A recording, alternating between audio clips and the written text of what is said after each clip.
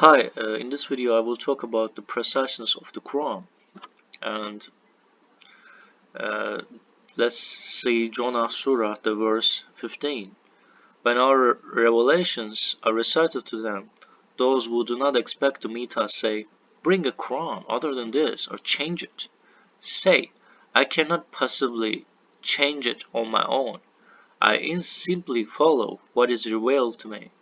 I fear, if I disobey my Lord, the retribution of an awesome day."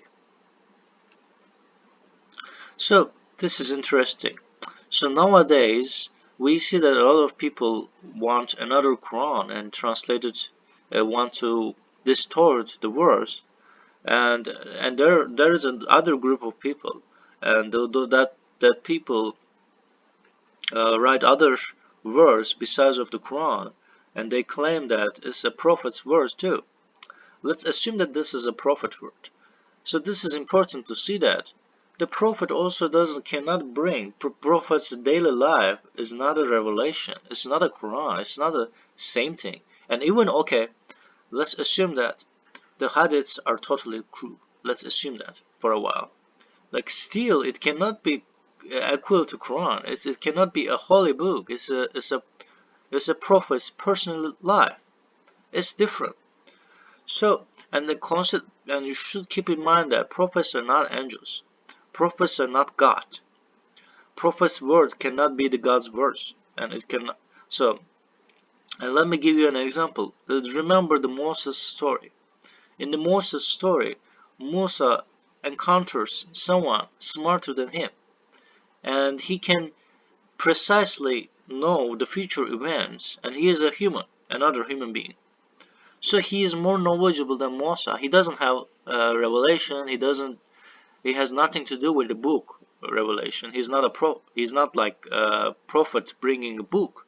However, we see that he's doing great job and he's more knowledgeable. He can see the events earlier. So it shows us what it shows us. It shows us that the prophet's knowledge is limited. Prophets are not geniuses. Prophets are not angels, and prophets can make mistakes. And there's so here the prophet Muhammad's main thing is the bringing the message, and so we find this message meaningful. That's why we believe in prophet. So so it's inevitable that some people will cite the hadiths. It's inevitable, but it doesn't mean that those hadiths are correct. It can have, it can be partially correct. It can help some people. It can, but we cannot say that it's equal to Quran. Then the Quran is meaningless. So then we won't be studying the Quran. And in the Muslim society, we see that they're not focusing on Quran, and they're focusing on other books, and they're creating rules and make it very hard to believe.